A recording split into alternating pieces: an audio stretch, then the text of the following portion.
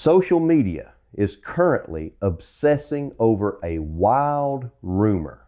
When we look at the verified files from the Federal Bureau of Investigation and local authorities, but the reality of the black screen was far more sinister than an unpaid invoice. The camera was completely dead. The digital feed had been abruptly cut off. The screen was black.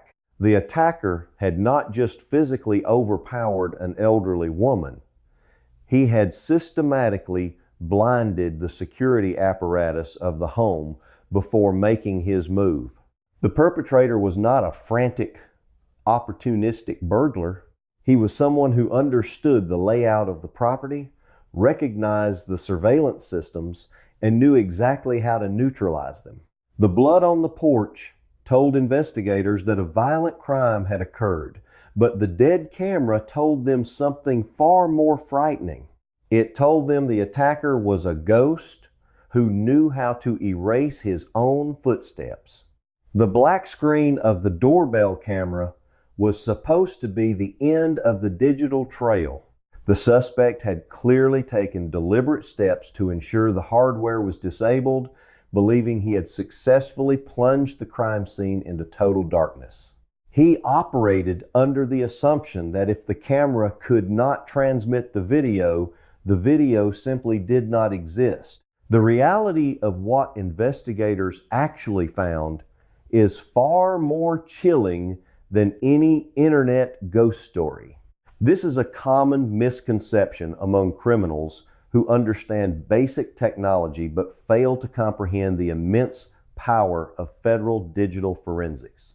The local authorities quickly handed the disabled device over to the specialized digital forensics unit of the Federal Bureau of Investigation. These agents do not look at standard cloud interfaces. They dig deep into the hidden memory caches and latent data structures embedded directly within the physical hardware of the device itself. Through an incredibly complex process of data extraction, the federal agents managed to bypass the deliberate sabotage. They pulled fragments of digital memory back from the abyss, stitching together the corrupted files until an image finally emerged from the static. According to federal sources, the digital forensic technicians worked tirelessly in their secure laboratories, employing advanced algorithms to stabilize the grainy night vision images. They analyzed every pixel of the suspect, calculating the exact geometry of his stance and the specific way he carried his weight.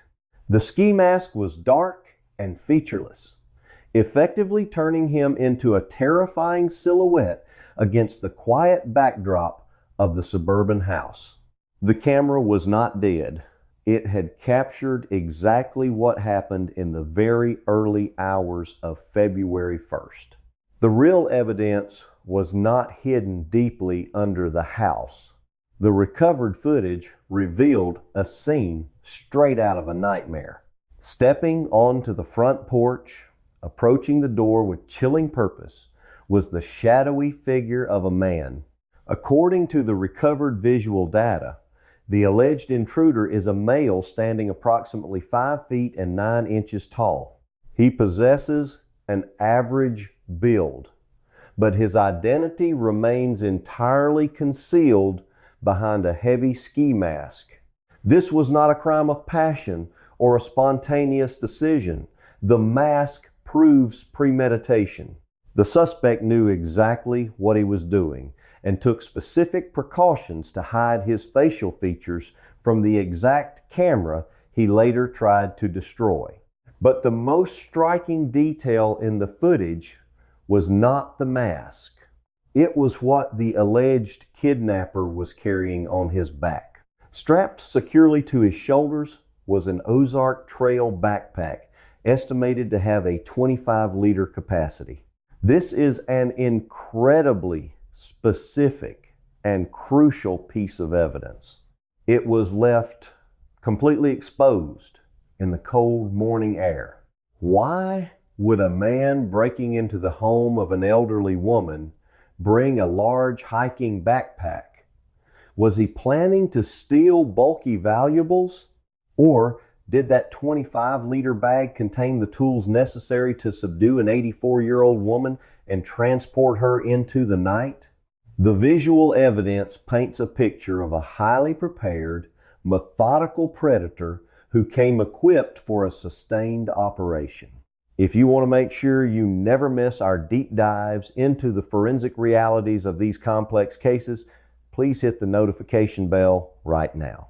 The recovered video provided the physical dimensions of the nightmare, but it also highlighted a massive contradiction. If this alleged attacker was so meticulously prepared that he wore a mask, brought a specialized backpack, and knew exactly how to sever the connection of a digital doorbell camera, why did he leave a pool of biological evidence right on the front porch? A perfectly planned operation does not end with the victim bleeding on the concrete. The blood proves that the flawless plan broke down the moment the door opened. The suspect experienced a catastrophic loss of control, and in that moment of violent chaos, his careful preparation crumbled. Right there on the front porch of the victim, investigators documented something undeniable and deeply disturbing. He panicked. And when criminals panic, they drop things. They leave physical pieces of themselves behind in the dark. The video was a monumental breakthrough, but it only showed a masked ghost. To find the man beneath the ski mask, investigators needed him to make a physical mistake, and they were about to discover that this supposedly brilliant, prepared attacker had dropped a massive, undeniable clue just a few miles down the road. The digital ghost had a height, a build, a backpack, and a mask, but he still lacked a name. The visual evidence was terrifying, but it was not enough to issue an arrest warrant. Investigators needed a biological anchor to tie the masked figure to the real world. Knowing that the suspect had engaged in a violent physical struggle on the porch, law enforcement initiated a massive, grueling grid search of the surrounding neighborhoods. Officers combed through bushes, inspected drainage ditches, and walked miles of pavement, hoping the panicked attacker had discarded something during his escape. They found human blood. The biological reality of a violent struggle left a permanent stain on the concrete. Their meticulous efforts paid off in a spectacular fashion. Approximately 2 miles away from the home of Nancy Guthrie, search teams discovered an item lying abandoned on the ground. It was a single glove. When investigators compared this discarded glove to the digitally enhanced images from the recovered doorbell camera, the morphological similarities were undeniable. The material, the shape, and the distinct design of the glove found on the street perfectly matched the gloves worn by the alleged intruder in the video. This was not just a random piece of litter. It was a direct physical link to the man who had stood on the porch. The glove was immediately bagged as critical evidence and rushed to the state crime laboratory for intense forensic analysis. Technicians carefully swabbed the interior of the fabric, searching for the microscopic skin cells and sweat that every human being sheds. They successfully extracted a trace amount of foreign deoxyribonucleic acid. This was the moment of truth. Investigators finally had the genetic blueprint of the attacker. Why would a kidnapping that initially seemed entirely invisible leave such an obvious, violent biological marker right at the threshold of the home? They quickly uploaded the genetic profile into the national database containing the genetic records of known criminal offenders. They waited for the system to find a match, expecting the computer to spit out the name of a career criminal with a history of home invasions. But the search returned a devastating result. 0 matches. The biological profile of the suspect was completely unknown to the national criminal justice system. He was a ghost in the database. This meant the attacker had either never been caught for a previous felony, or he was a first-time offender who had escalated straight to a high-profile kidnapping, facing a blank wall in the standard database. Investigators immediately pivoted to a far more advanced and cutting-edge technique: genetic genealogy. The process of genetic genealogy requires a unique combination of advanced laboratory science and old-fashioned historical detective work.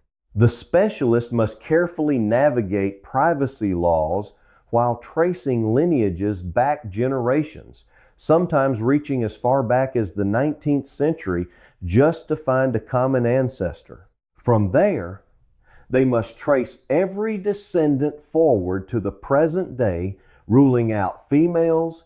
The answer to that question does not require digging up floorboards.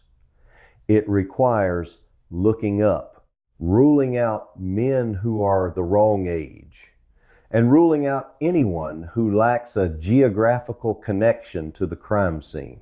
It is a painstaking process of elimination that demands absolute precision. Instead of looking for a direct match to the suspect, scientists began searching vast commercial databases to find people who shared partial genetic markers with the unknown profile. They were looking for the distant cousins, the second aunts, and the forgotten relatives of the attacker. By building a massive, complex family tree from these distant genetic connections, genealogists aimed to slowly narrow down the branches until they pointed directly at the single male relative who fit the physical description of the man with the backpack. It is a brilliant, undeniable science, but it possesses one agonizing flaw. It is incredibly slow. Building a genetic family tree takes weeks of meticulous research, cross-referencing public birth records, census data, and marriage certificates. Right above that bloodstain, an electronic witness was watching the entire event unfold. But the investigators did not have weeks. They were racing against a biological clock. Nancy Guthrie was 84 years old and was completely separated from the daily cardiovascular medication keeping her alive. Every hour that the scientists spent analyzing genetic markers was an hour that her heart grew weaker. The tension between the slow, methodical pace of the forensic science and the desperate, breathless urgency of the victim was absolute torture for the family of the missing woman. While the computers processed millions of genetic variables, the real world outside the laboratory was descending into absolute chaos. The silence of the missing woman was suddenly broken, not by the police, but by a terrifying digital transmission. Right in the middle of the agonizing wait for the genealogical results, a sinister message arrived. The family received an extortion letter, and it was not a generic threat. It was a highly specific demand for payment in the form of cryptocurrency. But what happens when the only witness to a crime is abruptly forced to close its eyes? The stakes had just been raised from a mysterious disappearance to a calculated financial hostage situation. The immediate aftermath of a highly publicized disappearance creates a massive vortex of chaotic information. When a famous television personality pleads for the safe return of a vulnerable family member on national broadcasts, The extreme exposure is theoretically meant to generate legitimate investigative tips, but that exact same glaring spotlight inevitably attracts a specific breed of predator who feeds entirely on human desperation. As federal agents worked silently in their secure laboratories to process the physical remnants left at the scene, the family was simultaneously subjected to a secondary, unrelenting layer of psychological torment. Their private communication channels were rapidly flooded with horrific messages claiming responsibility. This is the tragic, unavoidable reality of modern criminal investigations involving extreme wealth and immense public status. Every single incoming message, no matter how outlandish, has to be treated as a potential lifeline for the missing woman. Millions of views are piling up under videos claiming investigators found a terrifying secret buried beneath the bedroom floor of an 84-year-old woman. We are about to walk through the exact timeline of a crime that targeted. However, the vast majority of these communications are nothing more than cruel, calculated manipulations. Law enforcement officials had to dedicate precious, limited resources to painstakingly filtering through this agonizing noise. During this critical phase, they quickly isolated a malicious actor who was actively exploiting the overwhelming tragedy. Federal investigators tracked the digital footprint of these specific threats and subsequently arrested a man named Derek Colella. Official Justice Department records confirm he was apprehended and charged for transmitting fraudulent extortion texts directly to the grieving relatives. He had absolutely zero physical connection to the actual crime scene and possessed no knowledge of the missing woman. He was simply a digital scavenger attempting to extract money from a family he knew was blinded by panic and willing to pay anything to stop the nightmare. The arrest of this opportunistic fraudster highlighted the agonizing difficulty of the entire situation. How do federal agents separate the greedy, disconnected liars from the violently capable individual who actually breached the property? The family of one of the most powerful media figures in the entire country. The terrifying answer arrived in the form of two highly specific electronic documents. Amidst the overwhelming sea of fake threats and empty demands, investigators intercepted two distinct ransom letters demanding a massive, untraceable transfer of cryptocurrency. Specifically, the sender required immediate payment in Bitcoin, a decentralized digital asset heavily favored by sophisticated criminal syndicates for its unique ability to obscure financial trails and launder money across international borders. Initially, these encrypted communications were analyzed with extreme skepticism. They were logically assumed to be just another elaborate digital scam orchestrated by someone exactly like the opportunistic fraudster they had just placed in handcuffs. But as behavioral analysts and forensic linguists tore apart the raw text of the Bitcoin demands, they discovered something that immediately froze the entire room. These two letters contained what law enforcement refers to as restricted investigative knowledge. The sender casually described highly specific, granular elements of the property and the victim that had never been released to the general public or the ravenous press. The anonymous author accurately detailed the exact mechanical configuration and operational status of the exterior headlights illuminating the house on the night of the abduction. We will look at the exact digital forensics used by federal agents to recover what a masked intruder thought he had destroyed forever. Even more chillingly, the encrypted letters explicitly mentioned an Apple Watch belonging to the victim. This specific piece of wearable technology was a crucial, closely guarded detail that only the person standing in the dark with the elderly woman could possibly know about. These hidden facts acted as a sinister cryptographic signature. The extortionist was proving his identity not with a name, but with exclusive, verifiable knowledge of the terror he had inflicted. The letters definitively established a direct, terrifying line of communication with the actual perpetrator. But this monumental breakthrough was almost immediately followed by a crushing, inexplicable silence. The Bitcoin letters established a strict, uncompromising deadline for the digital transfer of the requested funds. The family and the authorities braced for the next phase of the complex hostage negotiation. The clock ticked down to the exact minute specified by the kidnapper. Forget the rumors that only serve to distract the public. And then the deadline simply passed. No further communication was received. No secondary instructions were transmitted over the encrypted channels.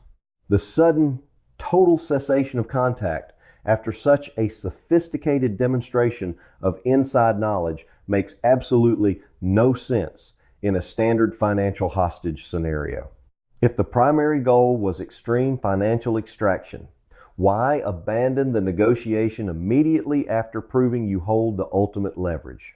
This terrifying pause in communication leaves us with a critical, glaring question about the true motive driving this entire operation. Do you believe this was a disastrously botched burglary that violently escalated out of control? Or was this a meticulously orchestrated hostage situation from the very first second? Please leave your analytical theories in the comments below as we examine the ultimate contradiction of this baffling investigation. The sudden evaporation of the kidnapper after delivering the Bitcoin ultimatum forces investigators to radically reevaluate the psychological profile of the man they are hunting. We must now synthesize the seemingly disconnected halves of this investigation to understand the true nature of the threat. Forget the empty speculation that clouds the real investigation.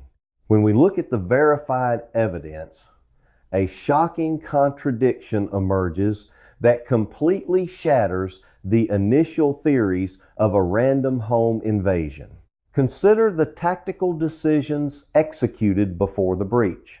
The perpetrator demonstrated a high level of technical sophistication by deliberately neutralizing the digital surveillance perimeter. He knew exactly how to sever the data transmission without triggering an immediate alarm. Then, days later, he utilized encrypted networks to demand a massive cryptocurrency payout, flawlessly embedding restricted crime scene details to authenticate his threat. This sequence of actions requires a deep understanding of modern digital security, anonymous financial routing, and psychological manipulation.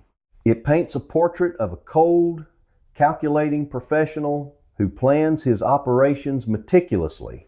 This evidence points directly toward a targeted attack. The perpetrator did not stumble upon this house by accident. He selected it because he understood the immense financial leverage connected to the occupant. This is the anatomical breakdown of a targeted attack built entirely from verified press releases and official statements. He recognized that the quiet suburban address was inextricably linked to a media empire. He knew the victim was a direct emotional tether to a family capable of liquidating vast sums of wealth in an instant This was an operation designed to exploit the invisible vulnerabilities of fame. But this image of a flawless technological mastermind completely disintegrates the moment we examine the physical reality of the front porch. A professional who possesses the discipline to navigate the dark web and bypass security. Cameras does not lose total physical control at the threshold of the target location. The biological reality left on the concrete screams of chaotic violence and sudden panic. A truly surgical extraction leaves no trace, yet this supposedly brilliant operator engaged in a brutal struggle that resulted in a catastrophic loss of physical evidence. He was smart enough to demand untraceable digital currency, but reckless enough to leave a permanent biological signature at the scene of the crime. This glaring dichotomy is the terrifying core of the case. We analyze the digital footprint left behind by a suspected kidnapper. He is a predator who is digitally brilliant but physically unhinged. He possesses the intellect to orchestrate a complex financial extortion scheme, but lacks the emotional regulation to execute the physical abduction without resorting to messy, uncontrolled violence. Recognizing the unprecedented complexity of this adversary, the family of the missing woman decided to deploy the ultimate financial weapon.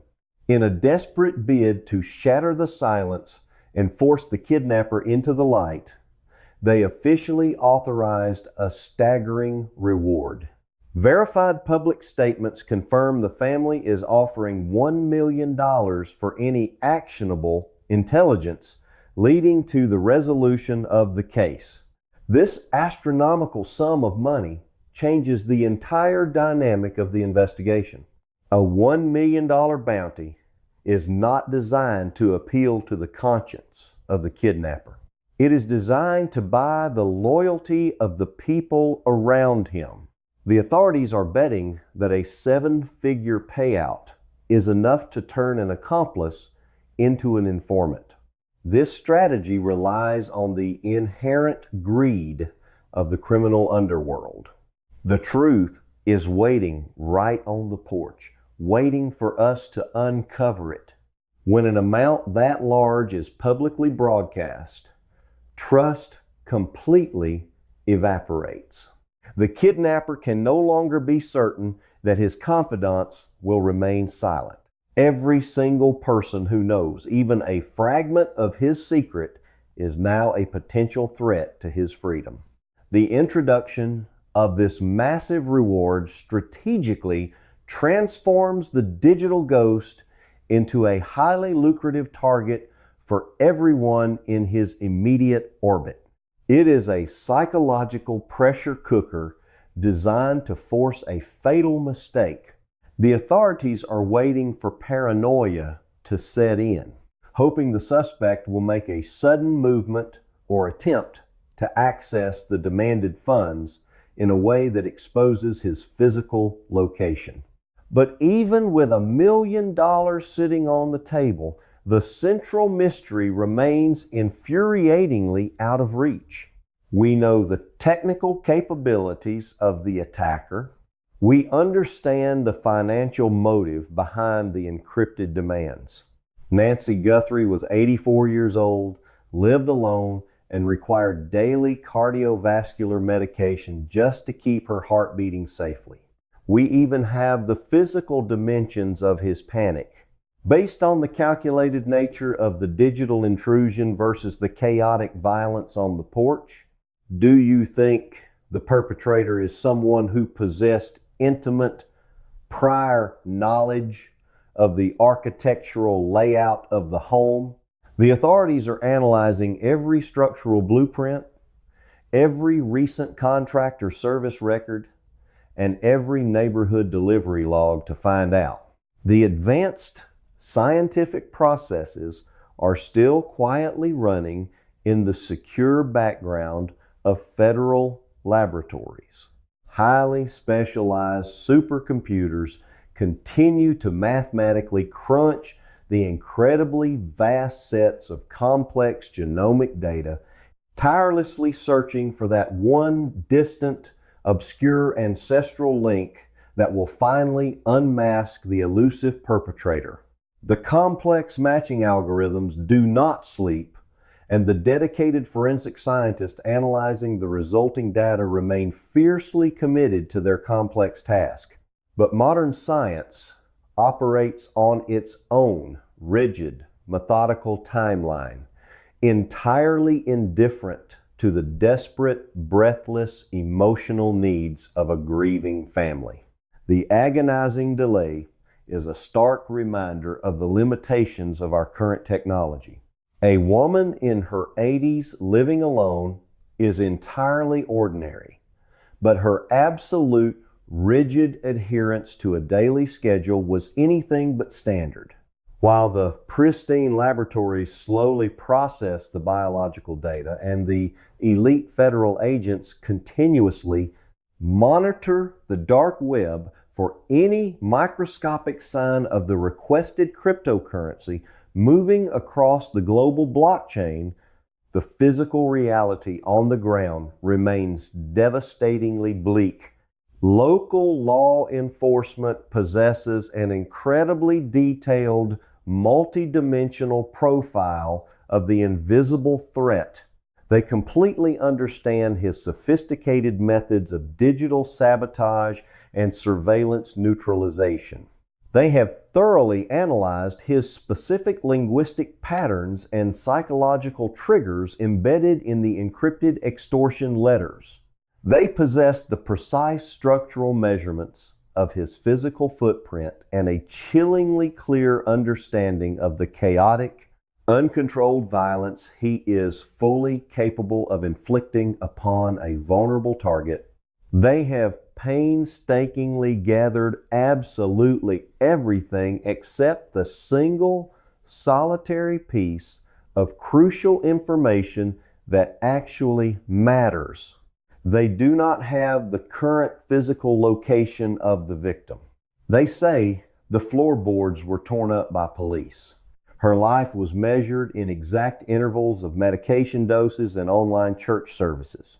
The brilliant, meticulous forensic reconstruction of the brutal crime scene and the masterful, unprecedented recovery of deliberately destroyed surveillance data are undeniably monumental achievements in the field of modern policing. However, these spectacular technical victories offer absolutely zero tangible comfort to the devastated. Relatives who are still staring at an agonizingly empty chair in a quiet suburban living room. All the verified governmental press releases, the strictly confirmed digital evidence, and the massive, unprecedented financial bounties ultimately circle back to the exact same agonizing, hollow void. The frail 84-year-old woman was forcibly, violently extracted from her quiet, highly structured life, and she has not been safely returned to her home. The authorities have successfully built a theoretically flawless cage of circumstantial evidence, but the primary subject of the entire massive manhunt is still missing. The relentless, unforgiving passage of time is undeniably the most cruel, punishing element in this entire sprawling narrative. With every single day that slowly passes without a confirmed physical sighting or a renewed, verifiable demand for financial payment, the grim statistical probability of a positive, safe outcome rapidly diminishes. Because of her health condition, any deviation from her routine was not just unusual, it was a direct medical emergency. The total unbroken silence from the alleged kidnapper following the initial encrypted cryptocurrency demand is the absolute darkest shadow currently hanging over the sprawling federal investigation. It heavily suggests a nightmare scenario where the human leverage is tragically no longer viable, or the calculating perpetrator has suddenly realized the sheer impossibility of escaping the massive, invisible federal dragnet slowly closing in around his geographical location. The complex investigation has effectively reached a terrifying, stagnant plateau where human intuition and raw detective work must patiently wait for cold, undeniable scientific confirmation. The surrounding community is left helplessly watching a permanently frozen tableau. A quiet front porch permanently stained by sudden violence. A staggering $1 million reward quietly waiting to be legally claimed, and a prominent family cruelly suspended in an unnatural, permanent state of public grief. The digital ghost simply vanished back into the dark ether, leaving behind a fragmented trail of undeniable physical evidence and a profoundly disturbing, heavy silence. The advanced science will undoubtedly, eventually provide a legal name, and the justice system will eventually demand severe accountability. But until that definitive genetic match is scientifically confirmed and a federal arrest warrant is aggressively executed, the most painful, haunting question remains completely, terrifyingly unanswered. Where is she? This devastating investigation forces us to confront two critical realities about the intersection of crime and modern society. She did not take spontaneous trips. She did not randomly forget appointments. First, we must acknowledge the immense, often invisible power of digital forensics. The total recovery of the destroyed surveillance footage proves that deleting a file or destroying a physical camera does not erase the digital footprint. Data is resilient, and the authorities possess the architectural tools to resurrect seemingly vanished evidence. This scientific reality should act as a stern warning against consuming unverified true crime content. When sensational rumors circulate about secret evidence hidden under floorboards, we must demand physical, verified proof from official agencies before accepting it as truth. Relying on cross-verified legal documents is the only way to understand the actual mechanics of a crime. Second, what this case truly teaches us about the dark side of proximity to fame is deeply unsettling. The immense cultural and financial power wielded by a prominent media figure inadvertently transforms their quiet, unassuming relatives into highly lucrative targets. This dynamic exposes a severe vulnerability in our societal structure regarding the safety of elderly individuals living alone. The protective security measures that surround a television anchor rarely extend to the quiet suburban homes of their extended family. Her schedule was precise because it had to be. Criminals recognize this geographical and security disparity, exploiting the physical distance to apply maximum emotional and financial pressure on the high-profile individual. The tragic exploitation of a vulnerable, isolated citizen simply because of their biological connection to wealth and fame is a chilling reminder of how criminal enterprises operate. It demonstrates a complete collapse of moral boundaries, where an ordinary, quiet life is violently weaponized for financial gain. We must recognize that extreme public visibility inevitably creates hidden peripheral risks for those living in the shadows of that success. The frantic noise of wild internet speculation is always deafeningly loud. But the stark reality of a rigorous forensic investigation is completely silent and incredibly unforgiving. The biological truth permanently left on that cold concrete porch remains the only undeniable anchor in a chaotic sea of terrifying uncertainty. The federal authorities currently possess the encrypted communications, the miraculously recovered digital signatures, and the microscopic traces of the perpetrator. They are simply waiting for the complex science to finally align with the unknown suspect.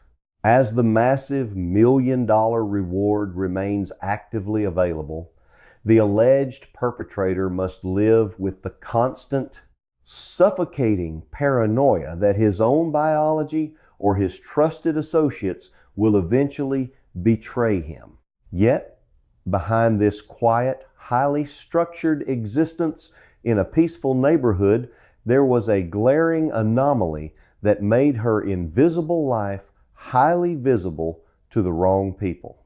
The quiet suburban house stands completely empty, serving as a chilling monument to the hidden dangers of extreme public visibility.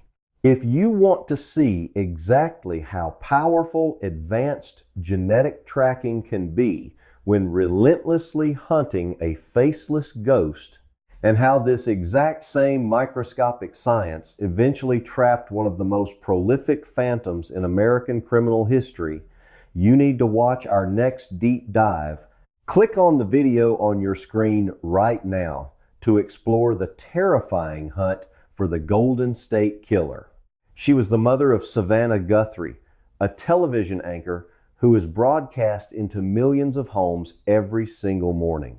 Savannah Guthrie possesses a platform that commands national attention, a fact that inevitably casts a long, complicated shadow over her loved ones.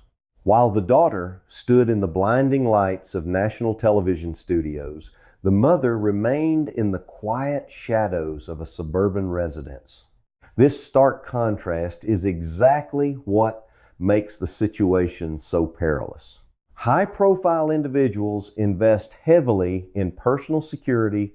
They say what was underneath changes everything we know.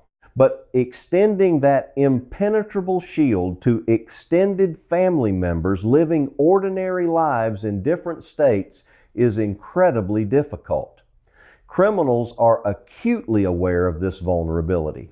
They know that the easiest way to extract wealth or inflict terror on a well-guarded public figure is to target the unguarded people they love. This connection to immense wealth and extreme public visibility created an undeniable, silent tension. When a person is deeply connected to television royalty, their quiet suburban home ceases to be just a house. It becomes a potential target for those who watch from the outside. People notice when an elderly woman lives alone in a house that might contain valuables, or more importantly, when that woman herself could be used as leverage against a powerful family member. Every Sunday morning, without fail, Nancy sat in front of her computer to attend a live-streamed church service. The digital congregation expected her presence. Her family expected her presence. It was a digital anchor point in her week that she never missed. But there is a massive problem with this viral theory. It is a complete and utter fabrication. Because she needed daily heart medication, she could not simply wander off or decide to take an impromptu vacation without notifying her family. She was anchored to her home by medical necessity and to her community by strict habit.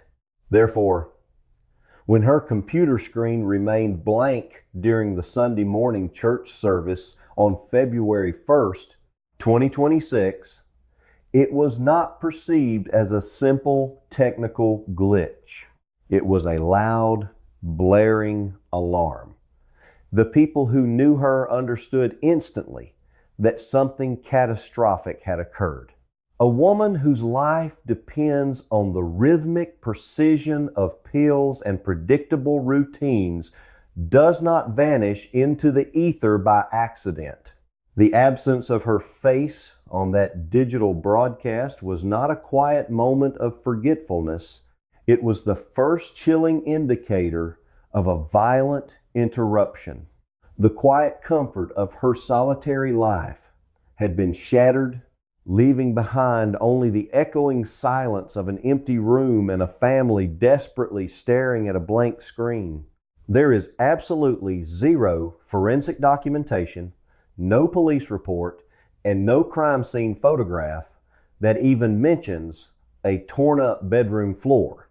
The protective bubble of her routine had burst, and whoever was responsible knew exactly how vulnerable she truly was. The meticulous clockwork of her existence had been stopped by force. And as the family panicked, the chilling realization set in. This was not the result of age, but the result of a calculated, cold-blooded intrusion. The timeline of panic officially began ticking at approximately 11 in the morning on February 1st, 2026. When Nancy failed to appear for her online religious service, the initial concern quickly morphed into sheer terror. Family members could not reach her by phone. The house was unresponsive. Local law enforcement was immediately dispatched to perform a welfare check at the residence. When officers arrived at the quiet suburban property, they were not met with a simple locked door or a peacefully sleeping elderly woman. They were immediately confronted with a crime scene that eliminated any hopeful theories of a medical emergency or a sudden bout of confusion. Right there on the front porch, clearly visible in the daylight, was a chilling biological signature. At Rona Noir Files, we do not analyze cases based on frantic internet threads or viral algorithms. Blood. The investigators quickly confirmed that the blood belonged to this single physical finding fundamentally altered the trajectory of the entire response. Blood on the exterior concrete meant she did not simply collapse inside her living room. It proved conclusively that she had been forcibly removed from the safety of her home. There was a physical altercation, there was trauma, and there was a perpetrator who had breached the sanctity of her property. The Federal Bureau of Investigation and local police immediately secured the perimeter, treating the house as ground zero for a violent abduction. In high-profile disappearances, the very first people investigators must look at are those closest to the victim. Statistics dictate that family members are often involved when someone vanishes from their own home. However, law enforcement officials move swiftly to eliminate this standard protocol. We read the actual forensic files to bring you the truth. According to official statements from investigators, the family of Nancy Guthrie was comprehensively cleared of any involvement almost immediately. The grief and panic displayed by Savannah Guthrie and her relatives were entirely genuine. They were victims of a sudden, brutal loss, not suspects in a staged disappearance. With the family officially ruled out, the list of suspects expanded into the terrifying unknown. Who would target an 84-year-old woman with a heart condition? Was this a random act of suburban violence or a meticulously planned operation meant to strike at the heart of a prominent television anchor? The presence of blood on the porch indicated a struggle, suggesting the victim did not go quietly. But a struggle also means the attacker might have made mistakes. When violence spills out onto a front porch, it usually leaves a trail. Investigators immediately began searching the immediate vicinity for any other physical clues. If you appreciate this level of professional dedication, please subscribe to the channel right now to support our work. They looked for discarded weapons, tire tracks, or signs of forced entry. But the most critical piece of evidence was not something dropped on the lawn. It was something permanently affixed to the architecture of the house itself. Reportedly, the modern suburban home was equipped with a doorbell camera pointing directly at the area where the violent struggle took place. It was the perfect silent witness. It should have captured the face of the attacker, the method of abduction, and the exact sequence of events that led to the spilling of blood. Detectives eagerly approached the device, expecting it to hand them the identity of the kidnapper on a digital silver platter. But when they attempted to access the video feed, they were met with a frustrating technological dead end. Initial reports suggested that the footage might have been lost due to a simple expired cloud subscription, a mundane technical failure that would have permanently destroyed the only visual record of the crime. The family feared that a simple billing error had cost them the crucial evidence needed to find their mother.